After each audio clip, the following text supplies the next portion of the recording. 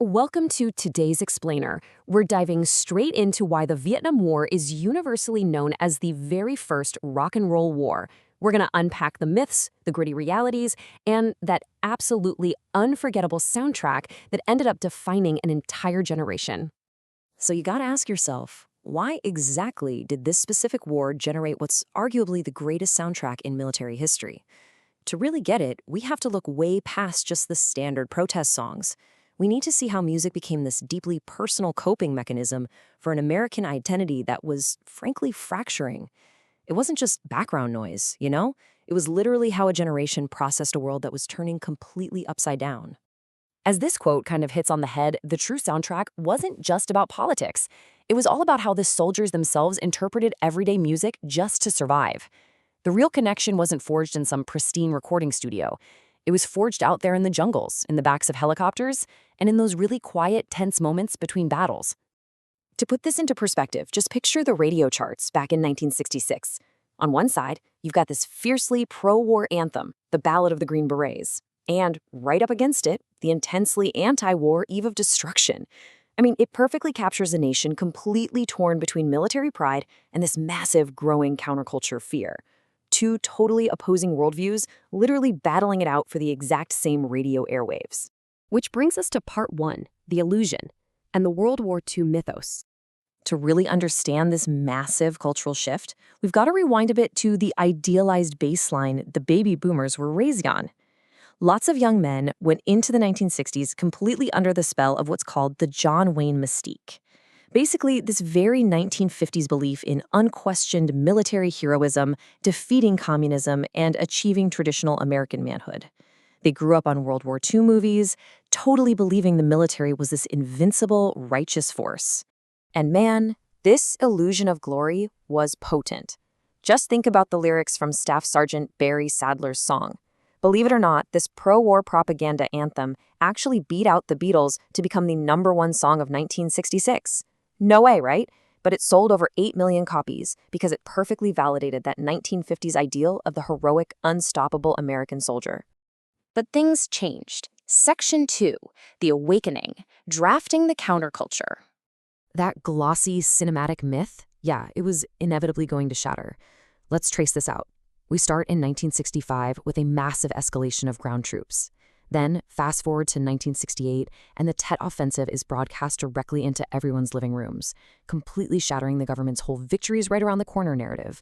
People realized, oh, this is far from over.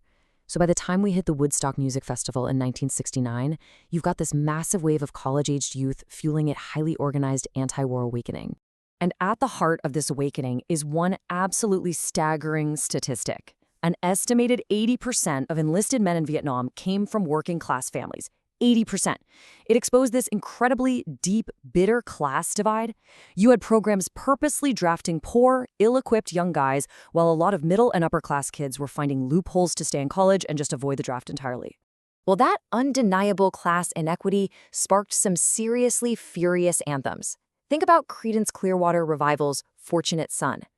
These iconic lyrics were written directly from the perspective of the poor draftee, explicitly calling out the privileged kids who had the right connections to stay home. It wasn't just an anti-war song. Actually, scratch that. It was really a powerful anti-class inequality song at its core. Moving right along to Section 3, the soundtrack of reality, the accidental anthems. Now, while explicit protest songs were dominating back home, the troops actually deployed overseas were forming these wild, entirely unexpected bonds with everyday pop hits. Out there, a song's meaning was totally dictated by the 3 W's of a soldier's personal experience: when you were there, where you were stationed, and what you actually did. Because, let's face it, a track you hear at a secure base camp hits way differently than the exact same track playing during a terrifying helicopter drop into a hot zone. This kind of reinterpretation was a real game changer. Take the Animals. They wrote "We Gotta Get Out of This Place" about escaping working-class slums in Britain. Or John Denver writing "Leaving on a Jet Plane" about a simple romantic trip. But the troops, they instantly transformed them into accidental, literal life-or-death anthems. For a GI, getting out of this place wasn't about a bad neighborhood. It was a desperate prayer to survive their tour of duty. It's actually crazy. Even Creedence Clearwater Revival's massive hit Run Through the Jungle had absolutely nothing to do with Southeast Asia. John Fogerty wrote it about domestic gun violence right here in America, but soldiers immediately adopted it as a literal theme song for guerrilla warfare. The whole vibe of the track just perfectly mirrored their daily, terrifying reality. At the same time, African-American artists like Marvin Gaye were brilliantly bridging the overseas conflict with the unrest happening back home. Gaye actually adapted his own brother's real combat letters from Vietnam to write what's going on. He managed to merge the staggering casualty rates of black soldiers abroad with the police brutality protesters were facing on American streets. It's just a profoundly deep snapshot of the era. And then you have Jimi Hendrix at Woodstock. Without singing a single word, he used his distorted guitar to mimic screaming helicopter blades, machine gun fire, falling bombs, the whole shebang. By twisting the national anthem into this chaotic, sonic battlefield, he delivered the ultimate metaphorical protest. It captured the sheer terror of the war way better than words ever could. Which leads us to the aftermath. Section 4, the misunderstood legacy and the post-war homecoming. When the war finally drew to a close, the homecoming was, well, devastatingly different from the ticker tape parades their fathers got after World War II. Instead of being hailed as conquering heroes, troops ran right into the grim reality of being neglected veterans.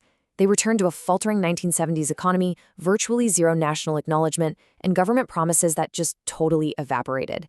You had a whole generation of soldiers feeling completely alienated by the very country they just risked their lives for. Soul musicians like Curtis Mayfield didn't shy away from chronicling this bleak homecoming. In his 1973 track, Back to the World, he directly called out the tragic unemployment rates and systemic struggles facing returning African-American troops, guys who had survived the horrors of war, only to come back and fight a completely different kind of survival battle right here at home.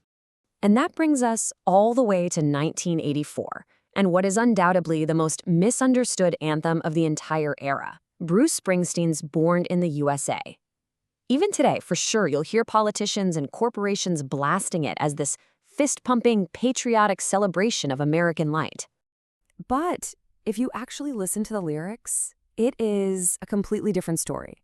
It is dark, it's mournful, it's about a working-class veteran who gets drafted, loses his brother overseas, and then comes back only to be totally abandoned by the government that sent him there in the first place. It is a tragic tale of a guy with nowhere to run, ain't got nowhere to go.